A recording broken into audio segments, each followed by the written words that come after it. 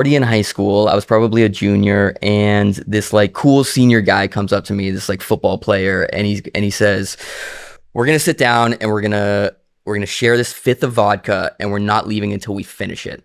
And I'm like, "Cool." And, Perfect. he's a big guy. He can handle his alcohol. I am not a big person. I was even smaller then, but I was trying to fit in. He was like the cool older guy. So we do it, and I black out. And my friends, tell me after the fact that people are sticking pens down my throat to get me to throw up. Cut to a couple hours later, I wake up on the floor of my friend's bedroom. I don't know where I am. I have pissed myself. I waddle to the bathroom to try to clean up. I turn on the lights and look in the mirror, and I have penises drawn over every inch of my face. Dave. I know. So, so I don't have the energy or the strength to wash it off. I just want to get home to my bed. So I finally make it home. I get in bed, and almost immediately my mom comes in my bedroom. And before she says anything, I say, "I have penises on my face." She says, "I can see that, honey." And my sweet mom, she lets me sleep it off. But I have not, I wouldn't say I have not drank vodka since, but I despise vodka. I was going to ask you, like, is there an alcohol? Because for me, I cannot even smell Fireball. Like, I will fucking projectile vomit. So yours is vodka. Yes. And in college, God, what was the really cheap stuff? Popov? Oh, or no, wait, what the fuck is that? I'm old. No, but pop off, Pop off. Dave, pop off, Dave. I mean, you popped off. Okay, so that was your no, never again. No, ever again. Yeah. I thought you were gonna say, and then from then on, I never had penises drawn on my face again. Oh, I'm wondering if that ever happened again. Okay. I can't say no, but nothing comes to mind. Okay, that is really sad, and I now need to know, like, what was young Dave like? Like, did you go through an awkward phase? I was debilitatingly shy. I was the kid who said like 6 words out loud in middle school. I was just so quiet, and I remember I had a crush on this girl in 6th grade, and I heard that like maybe she might sort of be kind of interested, and I was like, okay, I'm gonna seal the deal. I'm gonna get her a present. So I went to 7-Eleven and I got her like a big bag of candy, and so I come to lunch the next day, and I had this whole like thing in my head. It was gonna be this big romantic gesture, and when I was kind of confronted with the moment, just the anxiety took over. And so what happened was, kind of saw her from a distance.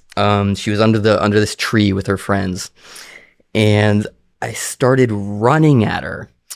And when I got close enough, I threw the bag of candy and continued running away without breaking stride. You literally did a hit and run. And safe to say, we didn't end up together, but that's a good representative of who I was at the time. That's so innocent and pure, and like you can't even go up to her and give her candy. Truly. Why do you think you were so shy?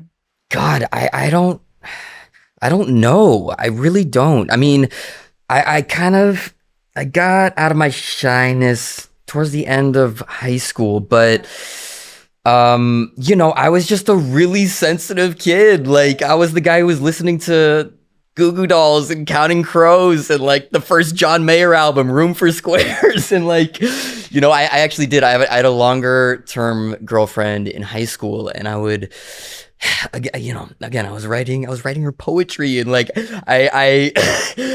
it was the type of poetry, like my process at the time was I would write everything out like in very simple terms, and then I would get a thesaurus, and with every word in the poem, I would find like the most flowery version of that word. And so these poems were like, consisted of words like, bespoke and languid and chartreuse. And did your girlfriend love these, or she? I don't know. I might have forced this on her. Holy shit! You like playing like Iris in the background, like, and I give up forever to touch you, and you're like, my dear lover. Absolutely, that is so fucking amazing. Oh, wait, man. Were you bullied at all? I wasn't. Okay. That was the thing. I wasn't the shy kid who got bullied. Okay. I was just left on his own. Okay. But I did have good friends. I will say I had really great friends, but we had like kind of the group who we weren't the most popular. We weren't unpopular. We were just kind of there. We were playing ultimate frisbee at lunch. Oh, that really, really paints the picture. Okay, yeah. The guys in high school that were playing ultimate frisbee, I'm trying to think. Yeah, okay, that tracks with then like the poems. Sure, and the two 18-pound cats. It's all lining up. But that I feel like is when women look back, they're like, and that is who I should have fucking married, but instead I talked to the fucking douchebag that made me cry my eyes out every 5 fucking seconds. Sure. That makes sense.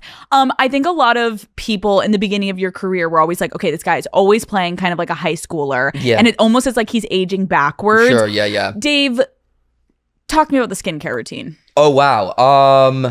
The skincare routine is basically Allison's skincare routine. I've stolen everything from her. Why wouldn't I? She looks incredible. So fucking real. Men have no idea what they're doing. That Matt says the same thing to me. He's like, what's that you're putting on under your eyes? Should I be doing that? And Absolutely. I'm like, Matt, he has one lotion that he puts on his body and his face. And I'm like, honey. But you got to start early before it's too late.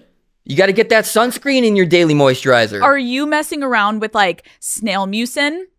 Yeah. No. Yeah. You're like, Allison, do we have snail mucin? Yeah. What about, honestly, not no, but I can't confirm for sure. You don't even know what's going on your face. How many steps are in the routine? How about that? Ooh, I'm gonna say like 3 or 4. Have you heard of like the salmon sperm that people are putting on their face? Go on. Would you try it? Tell me more. It's very hydrating. Okay. Do you use it? I've tried the snail mucin. Okay. I haven't tried the salmon sperm. You were just selling it hard. Well, I've heard Kim Kardashian has put it on her face, so I'm like, ooh, should I try this? You're open to it. I'm open. Dipping a toe in. Would you be open? If Allison does it, I'll do it. Okay, perfect. Call Her Daddy is brought to you by Tinder. Daddy Gang. You know that feeling of finding an amazing hole-in-the-wall restaurant when you're traveling to a foreign city?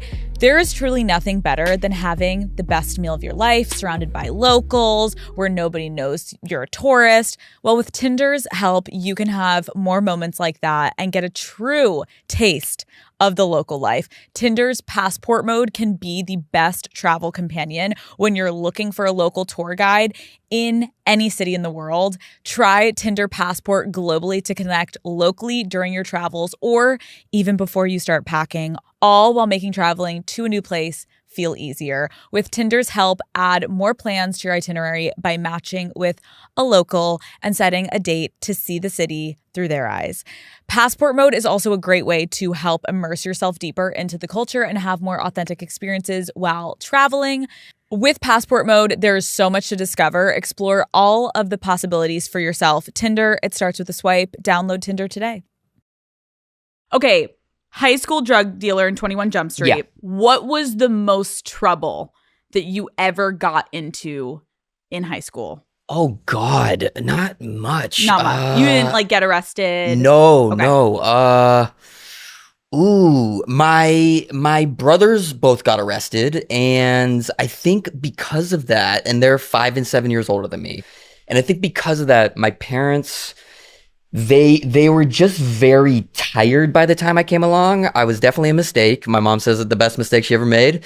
But they kind of let me do my thing because they just didn't have the energy. And I think because of that, I didn't feel the need to rebel. And so I was a pretty good kid. That makes so much sense because I feel like if you have wilder older siblings, like my older siblings were not wild. Yeah. So I was like the one truly wreaking havoc in my house where my mom was like, okay, Alex, like we can do this. Like, what was the worst type of thing you would do? Oh my God. Like I literally ordered like a fucking, at that time there wasn't Amazon. So I ordered like this like retractable ladder off of eBay. Okay. And I tried to figure out how to put bolts into the bottom of my room. And then I would flip it over my window so I could climb out to go see my boyfriend who had a DUI at the time. Sure. And when he picked me up, had like literally the backwards hat, the earrings. And he was like driving so fucking slow to his house. And I was like, wait, why are you driving so slow? My parents are going to be home soon. We have to get home. He's like, oh no, like I have a DUI. So like I can't, like I'm driving on like, I don't have a license right now. And I literally was like, So hot. Like, Alex, wake up, honey. This is not hot. This is problematic. Oh, but at the man. time, I just was like a little rebellious with boys. Sure. But you were like sitting in your room writing poetry. Exactly. You weren't getting in trouble. No. No, this is okay. Yeah. You said that you got cast in 21 Jump Street because of the sketches that you were doing on Funny or Die. Oh. First of all, can you explain to people that may not know what that is, what is Funny or Die? And then also God, wow. what were I know. I'm sorry. You're like, okay, Alex, remind me one more time. No.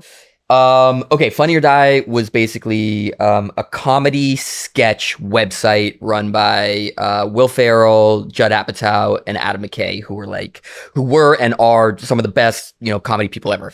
Anyway, I started making videos for them with one of my closest friends who I grew up with, and basically it was kind of my film school. We were writing these videos, we were acting in them, directing them, editing them.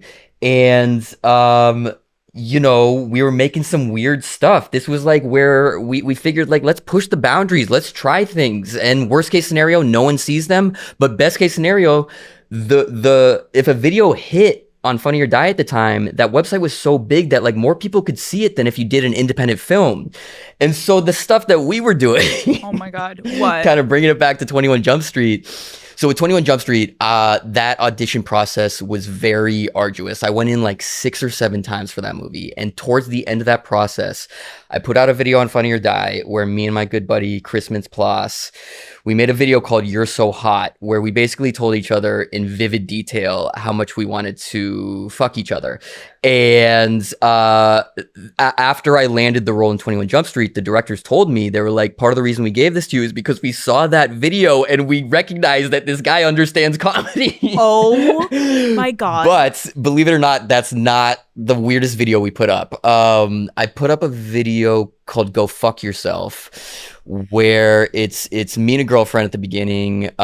We're breaking up, and as she's leaving, she says, "Why don't you go fuck yourself?" And so then it cuts to me in a bar, and I end up meeting another version of myself. And you can kind of see where this is going, but it cuts to us on the beach, and we're having this like very cute beach day together. It's 2 versions of me. We're flying a kite, we're pushing each other on the swings, and then it hard cuts to me fucking myself so hard, where the top version of me is like flexing. Oh. And I remember sending the first cut to Funny or Die.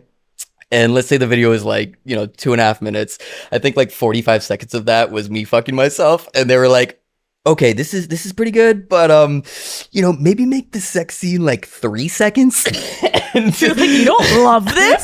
This is incredible. To be fair, 3 seconds was like probably still too gratuitous. You're like, I thought it was like cinematic history. And meanwhile, they're like, can you cut it to a third? Truly. That truly. is, okay, wow, that really paints the picture. But while you were saying that, I couldn't help but think also like, wait, where did you grow up? I grew up in Palo Alto in Northern California. Okay, so obviously you had family that was in the industry. Like your brother was getting into it. And you say you're a shy kid. Yeah. How did you know you even wanted to get into this industry? When I was 14, I worked at a mom and pop video store, and it was actually legal for me to be working there at that age. And so they basically paid me by allowing me to take home as many movies as I wanted. And it was the year 1999, which is now regarded as one of the best movie years ever. And it's like all these seminal films like,